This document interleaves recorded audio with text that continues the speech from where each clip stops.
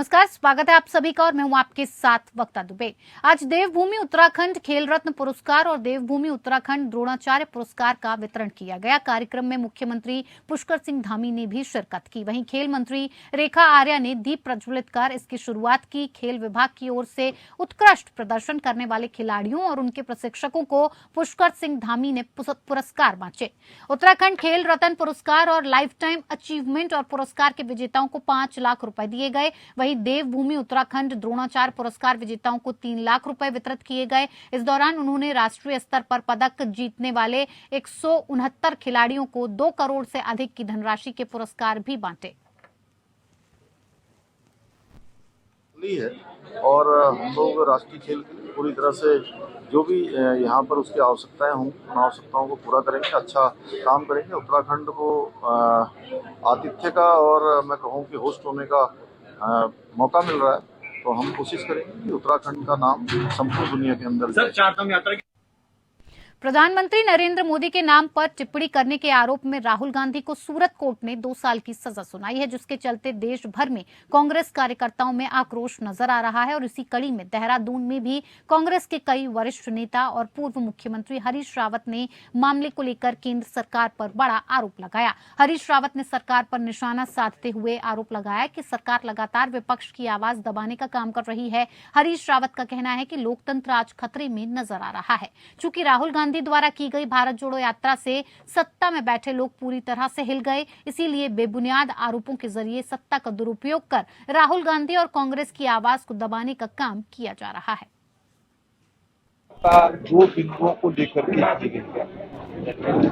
एक है हमारे नेता राहुल गांधी जी का जिस तरीके से सत्ता में बैठे हुए लोग उत्पीड़न करने का काम कर रहे हैं, लोकतंत्र की हत्या करने का काम कर रहे हैं, देश के संविधान को पैरों तले चलने का काम हो रहा है। तो उसको लेकर ये प्रेस वार्ता थी कि कांग्रेस का एक साथी देश का आम जन जो है पूरी ताकत के साथ राहुल जी के परिप्रेक्ष्य में जो हुआ उसके लिए पूरी तरीके से उनके साथ खड़ी है। और दूसरा, प्रदेश सरकार 1 साल का कार्यकाल बनाने का काम कर रही है। प्रदेश सरकार ने 1 वर्ष में जो घाव उत्तराखंड को दिए हैं, उन घावों की भरपाई मैं समझता हूँ निकट भविष्य में हो पाना बड़ा मुश्किल है। नौजवान संघर्ष कर रहा है, किसान संघर्ष कर रहा है, मजदूर संघर्ष कर रहा है। आपके सामने महंगाई अपने चरम पर है, विकास के कार्य और है, भ्रष्टाचार अपने चरम पर है। एक विषय तो मैं कहूँ लंबी चौड़ी फेरिस्त है, इसको लेकर के थी और हम इसके विरोध में।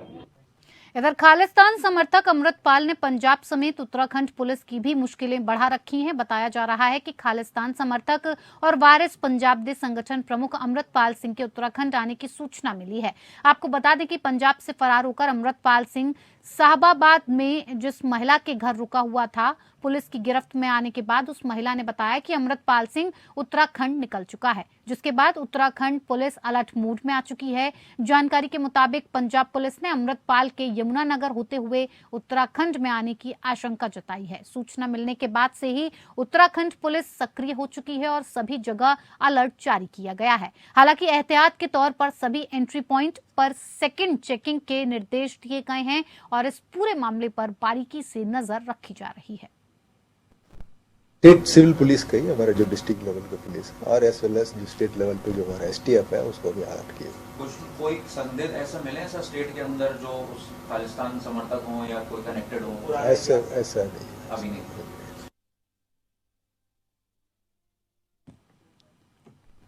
ऊधम सिंह नगर के गदरपुर थाना परिसर में पुलिस ने एक कार्यक्रम का आयोजन किया, जिसमें 6 संगठनों के जनप्रतिनिधियों को बुलाया गया। पुलिस ने अमृतपाल के उत्तराखंड में होने की खबर पर क्षेत्रवासियों से सहयोग की अपील की। इस दौरान थाना अध्यक्ष राजेश पांडे ने बताया कि त्योहारों और T20 और अमृतपाल के मुद्दे पर बैठक रखी गई थी और सभी क्षेत्रवासियों से सहयोग की अपील की गई है। इस दौरान स्थानीय लोगों ने थाना अध्यक्ष को आश्वासन दिया है कि सभी त्योहार मिलजुल कर मनाएंगे। साथ ही अमृतपाल के मुद्दे पर लोगों ने कहा है कि क्षेत्र में अमृतपाल को कोई शरण नहीं देगा और पुलिस का सभी सहयोग करेंगे। वर्तमान में नवरात्र का पर्व चल रहा है, हिंदू धर्म का, रमजान का चल रहा है, मुसलमान धर्म का। तो दोनों धर्मों के त्यौहार चल रहे हैं तो सभी से निवेदन है, सभी से सहयोग है कि एक दूसरे के धर्मों का सम्मान करें और भाईचारा बना के रखें। सर, अमृतपाल को लेकर एडवाइजरी जारी की है, इसमें अमृतपाल और उसके साथ 4 अन्य अभियुक्त हैं। हमने ये पंपलेट सब जगह वितरित भी किए हैं, सभी ग्राम प्रधानों को दिए हैं, सारे धार्मिक स्थलों को दिए हैं कि इसमें इनको कोई शरण ना दे और कोई भी गांव घरों में कोई शरण ना दे, और अगर कोई भी इनको शरण देगा तो उसके खिलाफ वही कार्रवाई की जाएगी जो एक राष्ट्र विरोधी गतिविधियों के लिए की जाती है। और ये 5 पंजाब सरकार से भगोड़े हैं, पंजाब सरकार ने इनके विरुद्ध कई अभियोग पंजीकृत किए हुए हैं, तो अगर कोई भी शरण देता है तो तत्काल इसकी सूचना दे। अगर वैसे भी किसी को कोई सूचना मिलती है इनके बारे में तो तत्काल पुलिस को, थाना पुलिस को सूचित करें, जिससे इनके खिलाफ क्षेत्र के युवाओं से अपील है कि नशा मुक्त गदरपुर को बनाने में अपना सहयोग दें और आपसी भाईचारा, सामंजस्य और सहयोग के लिए सहयोग करें। होली में जिला खाद्य सुरक्षा विभाग ने देहरादून में जिन फूड प्रतिष्ठानों के सैंपलों को जांच के लिए भेजा था उनकी रिपोर्ट पर अब कार्रवाई होगी। इसे लेकर जिला खाद्य संरक्षा विभाग के अधिकारी पीसी जोशी ने कहा कि त्योहारों के चलते विभाग ने 80 सैंपल जांच के लिए लैब में भेजे थे। हालांकि पूरे वित्तीय वर्ष की अगर बात करें तो अलग अलग रैंडम सैंपलिंग करके पूरे 300 सैंपल जांच के लिए भेजे गए थे, जिनमें से 150 सैंपल की रिपोर्ट आनी बाकी है। वहीं पीसी जोशी ने यह भी कहा कि होली में जिन 80 सैंपल्स को जांच के लिए लैब में भेजा गया था उनमें से 70 सैंपल में अनियमितताएं पाई गई। खास बात है कि इस बार मावा, पनीर इत्यादि के साथ शराब का भी सैंपल लिया गया था। पीसी जोशी के मुताबिक रिपोर्ट आने के बाद जिन फूड प्रतिष्ठानों में गड़बड़ी पाई गई है उनके खिलाफ कानूनी कार्रवाई की जाएगी। वहीं इसके लिए कानूनी कार्रवाई की प्रक्रिया भी शुरू कर दी गई है। जो होली के सैंपल है वो हम लोगों ने भेजे हैं। होली से पहले हमने ड्राइव चला दिया था। इसमें हमारे आयुक्त महोदय के निर्देश के अनुसार हम लोगों ने होली से पहले ही इसका ड्राइव चला दिया था और जो लोग हमने होली के दौरान सैंपल भेजे 80 के करीब भेजे हैं। इसके अलावा जैसे हमारा पूरा वित्तीय वर्ष है तो इसमें हमने अलग अलग रैंडम सैंपलिंग करके हमने लगभग 350 सैंपल लैब में जा चुके हैं और हमारी जो है 150 के करीब अभी रिपोर्टें अभी आनी बाकी है। और इसमें जो रिपोर्टें हमें आई है उसमें से 70 के करीब हमें जो रिपोर्टें है वो मानक के अनुरूप नहीं पाई गई है और उसमें हमने न्यायालय में केस दर्ज करने की कार्रवाई कर दी गई है। देवभूमि उत्तराखंड में अतिक्रमण के खिलाफ कार्रवाई थम नहीं रही है। अभी कुछ दिनों पहले हल्द्वानी के बनभूलपुरा के लोगों की मुश्किलें प्रशासन ने बढ़ा रखी थी और अब देहरादून के विकास नगर में रहने वाले लोगों की मुश्किलें बढ़ गई हैं। दरअसल इन दिनों प्रशासन शक्ति नहर के किनारों पर जल विद्युत निगम की जमीनों को खाली कराने का कार्य कर रहा है। जेसीबी की मदद से निगम की जमीनों को खाली कराया जा रहा है। प्रशासन की इस कार्रवाई से 600 से ज्यादा लोग बेघर हो गए हैं। गरीब बेसहारा लोग अब सिर छुपाने की जगह तलाश रहे हैं, लेकिन शासन और ना प्रशासन से उन्हें कोई मदद मिल रही है। वहीं अब इस मामले में राजनीति भी शुरू हो गई है। सवाल ये है कि आखिर कौन पहले इन लोगों को बसाता और फिर उजाड़ता है, ये बड़ा सवाल है। आपको बता दें कि प्रदेश के विभिन्न क्षेत्रों में अवैध बस्तियां बसी हुई हैं। इनमें कई सरकारी जमीनों पर भी लोगों ने कब्जा किया हुआ है। विकास नगर में जल विद्युत निगम की जिस जमीन पर सरकार ने अतिक्रमण के नाम पर कार्रवाई की है, वहां पर वो सैकड़ों लोग लगभग 60-70 वर्षों से रह रहे थे। उनकी 2-2 पीढ़ियां वहां पर निकल गई और उनके बच्चों की शिक्षा, दीक्षा और लालन पालन वहीं पर हुआ। बिना नोटिस के सरकार ने उन लोगों पर जो कहर बरपाया है, ना तो उनके विस्थापन की कोई योजना उनको बताई गई, ना उनको अतिक्रमण के बाद सरकार ने कोई मुआवजा दिया और सीधे बुलडोजर उनके सिर पर तान दिया गया। आज वो बेघर दर दर भटकने के लिए मजबूर हैं। आखिर सरकार की ये तानाशाही कब तक चलेगी? कब तक बेघरों को इस सरकार के राज में जो है प्रताड़ना झेलना पड़ेगी? आखिर सरकार की कोई नीति भी होनी चाहिए। अगर बेघर गैर कानूनी रूप से वहां बसे हैं तो सरकार को ये तय करना चाहिए कि आखिर वो लोग वहां बसे कैसे हैं। उनके पुनर्नियोजन की और विस्थापन की कोई न कोई नीति तो होनी चाहिए। लक्सर में राष्ट्रीय वीर गुर्जर सेना के जिला उपाध्यक्ष जोध सिंह पुंडीर और वरिष्ठ नेता कुलदीप केहड़ा की अगुवाई में खानपुर से निर्दलीय विधायक उमेश कुमार के खिलाफ मोर्चा खोल दिया गया है। गुर्जर सेना के कार्यकर्ताओं ने खानपुर विधायक उमेश कुमार पर जिला पंचायत अध्यक्ष किरण चौधरी के खिलाफ अनर्गल बयानबाजी करने और उन पर झूठे आरोप मढ़ने का आरोप लगाते हुए नारेबाजी की और उमेश कुमार का पुतला फूका। जोध सिंह पुंडीर ने कहा कि जिला पंचायत अध्यक्ष किरण चौधरी बिना भेदभाव किए पूरी ईमानदारी से जिला पंचायत की योजनाओं का संचालन कर रहे हैं। वहीं कार्यकर्ताओं ने विधायक को चेतावनी देते हुए कहा कि विधायक उमेश कुमार अपनी हरकतों से बाज नहीं आए तो आने वाले लोकसभा चुनाव में हरिद्वार की जनता इसका विरोध करेगी। आपको बता दें कि खानपुर विधायक ने विधानसभा सत्र में हरिद्वार से जिला पंचायत अध्यक्ष किरण चौधरी के खिलाफ भ्रष्टाचार का आरोप लगाया था, जिसको लेकर हरिद्वार जिला पंचायत कार्यालय में मीटिंग कर निंदा प्रस्ताव पास कर विरोध किया गया। साथ ही विधायक उमेश कुमार के खिलाफ प्रदेश भर में विरोध करने का आह्वान भी किया गया। मसूरी में एक होटल के सभागार में राष्ट्रीय सहकारिता संघ द्वारा मध्य क्षेत्र राज्यों के लिए सहकारिता विकास पर सम्मेलन का आयोजन किया गया, जिसमें प्रदेश के कृषि मंत्री गणेश जोशी ने बतौर मुख्य अतिथि दीप प्रज्वलित कर कार्यक्रम का उद्घाटन किया। इसमें उत्तर प्रदेश, उत्तराखंड, छत्तीसगढ़, मध्य प्रदेश आदि राज्यों के अधिकारियों और प्रतिनिधियों ने भाग लिया और सहकारिता के क्षेत्र में हो रहे विकास को लेकर विचार व्यक्त किए। आज मध्य क्षेत्र के सहकारिता सम्मेलन में आके मुझे मौका मिला और उनके माध्यम से कुछ जानकारी भी मुझे मिली और वास्तव में कृषि और सहकारिता एक दूसरे से जुड़े हुए हैं और मुझे भरोसा है जिस प्रकार से माननीय अमित शाह जी के नेतृत्व में सहकारिता क्षेत्र में एक आंदोलन के रूप में इसको लिया है, आने वाले समय में देश की आर्थिकी को मजबूत करने में ये सहकारिता का क्षेत्र एक अपना स्थान सुनिश्चित करेगा। आज भारत विश्व की 5वीं सबसे बड़ी अर्थव्यवस्था है और मैं दावे के साथ कह सकता हूं इस प्रकार सहकारिता के क्षेत्र में काम हो रहा है। आने वाले समय में हम पहले भी दूसरे स्थान पर पहुंचेंगे। इसके लिए मैं आयोजकों को अपनी शुभकामनाएं देता हूं, बधाई देता हूं।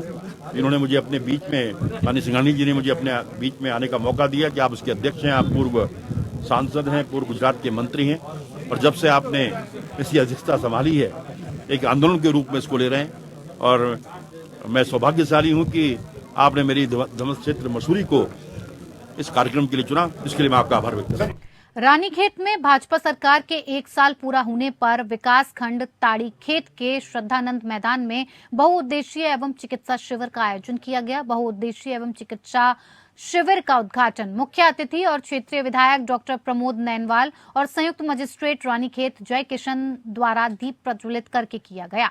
इस शिविर में सभी विभागों के स्टॉल लगाए गए, जिसमें क्षेत्रीय जनता की परेशानी का शिविर में आए विभागीय अधिकारियों द्वारा समाधान किया गया, जिससे ग्रामीण जनता संतुष्ट दिखाई दी। विधायक डॉक्टर प्रमोद नैनवाल ने बताया कि राज्य सरकार के 1 वर्ष पूर्ण होने के अवसर पर 1 साल नई मिसाल के तहत बहुउद्देशीय शिविर का आयोजन किया गया। जनता के समाधान के लिए सभी विभागों के स्टॉल लगाए गए, जिसमें अधिकारियों द्वारा समाधान किया गया। वहीं बाल विकास विभाग द्वारा महालक्ष्मी किट का भी वितरण किया गया।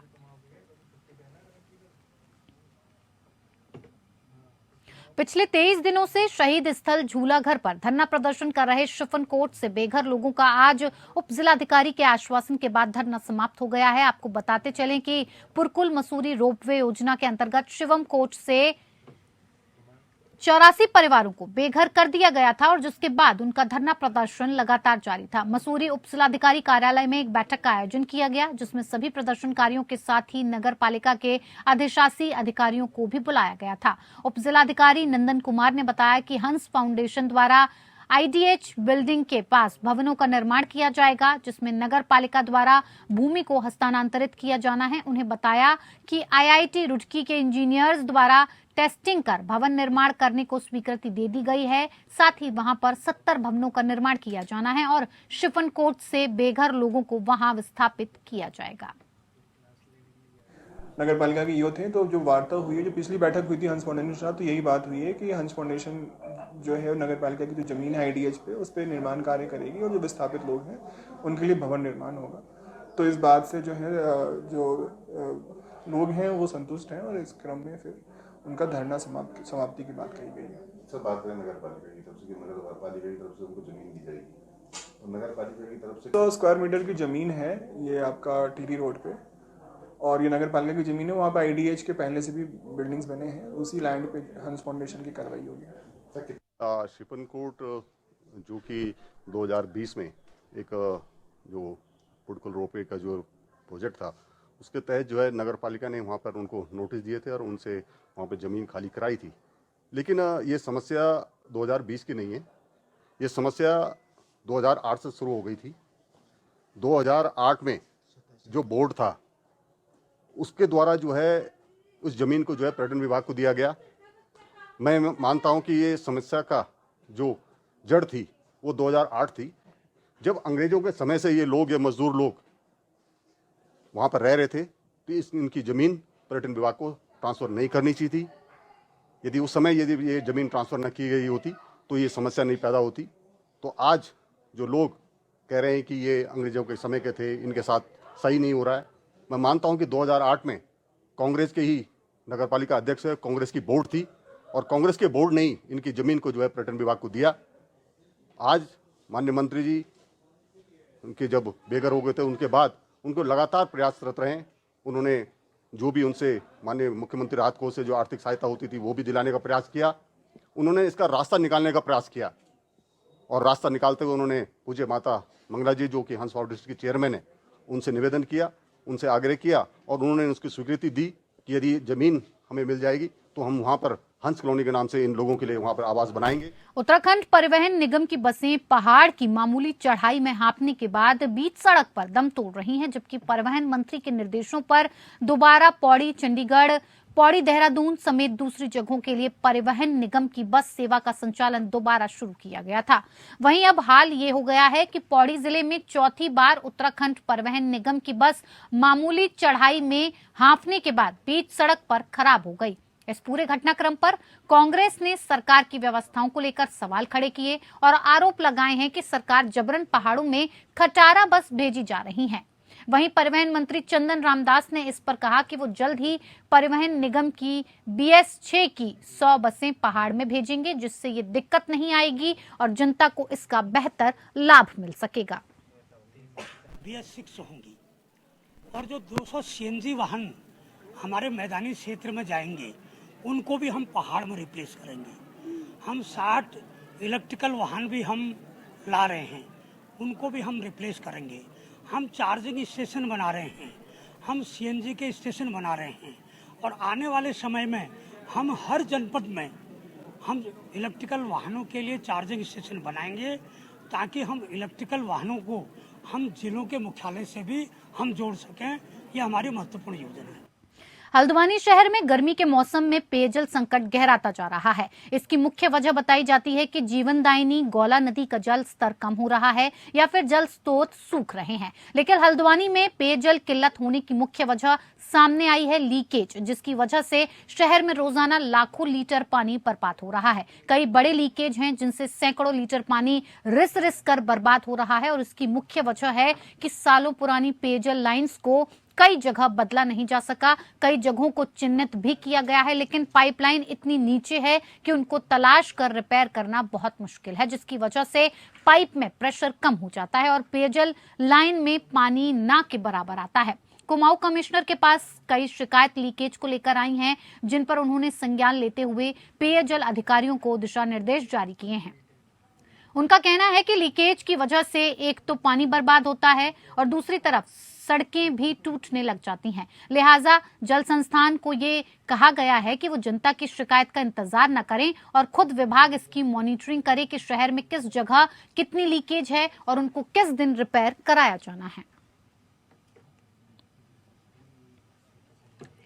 काशीपुर में शुरू हुए देश के सुप्रसिद्ध मेले में शुमार चैती मेले में दुकानों का निर्माण कार्य दिन रात चल रहा है, तो वहीं मेले और आसपास में पूजा सामग्री की दुकानें खुलने लगी हैं। ऐसे में मेला मजिस्ट्रेट का कैंप कार्यालय भी तैयार हो रहा है, तो वहीं पुलिस और प्रशासन ने भी मेले में श्रद्धालुओं को किसी भी तरह की असुविधा ना हो, इसके लिए कमर कस ली है। आपको बता दें कि मां बाल सुंदरी देवी मंदिर परिसर के आसपास लगने वाले इस मेले का 22 मार्च से शुभारंभ हो चुका है। आगामी 28 और 29 मार्च की मध्य रात्रि के बाद मेला परवान चढ़ने लगेगा। ऐसे में चैती मेले में लगने वाली दुकानों का निर्माण कार्य दिन रात चल रहा है। बीते दिनों बारिश होने की वजह से मेले में दुकानों का निर्माण, बिजली की लाइन खींचने और तमाम कार्य बाधित हो गए थे, जिसके बाद अब निर्माण कार्य तेजी से चल रहा है। तो वहीं स्थानीय प्रशासन मेला मजिस्ट्रेट के तौर पर नियुक्त काशीपुर उप जिलाधिकारी अभय प्रताप सिंह के नेतृत्व में मेले की तैयारियों को अंतिम रूप देने में लगा हुआ है।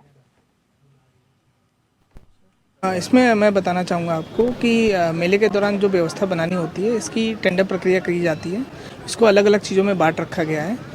इसमें मैं बताना चाहूँगा कि जैसे दुकानों का जो टेंडर होता है, उसमें बाकायदा इनको बताया जाता है कि कितने एरिया आपको कवर्ड रखना है, कितना ओपन एरिया रखना है और रास्तों की चौड़ाई कितनी होगी। तो सारे मानकों के साथ अलग अलग जो टेंडर हुए हैं उनका अनुपालन कराया जा रहा है और जो भी कहीं भी दिक्कत आ रही है तो वहाँ मौके पर ही निस्तारण कराया जा रहा है। और पूरे मेले क्षेत्र में सिंगल यूज़ प्लास्टिक, नशे से संबंधित जो होते हैं जैसे गुटखा, बीड़ी, सिगरेट, ये सारी चीज़ें प्रतिबंधित हैं। और मेले में जो श्रद्धालु आते हैं उनके लिए प्याऊ की भी व्यवस्था है, पानी पीने के लिए व्यवस्था की गई है। और पूरे मेले क्षेत्र में इस बार 80 CCTV कैमरे लगाए जा रहे हैं और वो नाइट विजन कैमरे भी हैं। और पूरे मेले जोन को जो है कैमरे की निगाह में रखा जाएगा कि किसी भी श्रद्धालु के साथ कोई घटना ना हो और पूरा जो मेला है वो अच्छे से चल सके। इधर हरिद्वार जिला कारागार में 2 दिवसीय जेल दिवस का समापन हो चुका है। इस दौरान खेलकूद से लेकर विभिन्न सांस्कृतिक कार्यक्रम आयोजित किए गए। जेल दिवस को सफल बनाने में जेल प्रशासन सहित कैदियों ने खूब उत्साह के साथ हिस्सा लिया। कैदियों ने अपनी प्रतिभा का जौहर दिखाकर सभी को चौंका दिया है। इस दौरान क्रिकेट, वॉलीबॉल, बैडमिंटन जैसे खेल कैदियों ने खेले। इसके साथ देशभक्ति और भगवान के भजनों पर झूमते नजर आए। कार्यक्रम के समापन की जानकारी देते हुए जेल अधीक्षक मनोज आर्य ने बताया कि कैदियों को समाज की मुख्य धारा से जोड़ने के लिए लगातार ऐसे कार्यक्रम किए जाते हैं जिससे कैदी यहां पर भी अपनी प्रतिभा निखार सकें। जेल दिवस के अवसर पर दिनांक 22 और 23 को जो है इस कारागार में जो है विभिन्न कार्यक्रमों का आयोजन किया गया, जिसमें खेल प्रतियोगिता के साथ साथ सांस्कृतिक कार्यक्रमों का भी जो है हमारे द्वारा आयोजन किया गया। और खेल प्रतियोगिताओं में क्रिकेट हो गया, वॉलीबॉल है, बैडमिंटन है, इन प्रतियोगिताओं का आयोजन किया गया।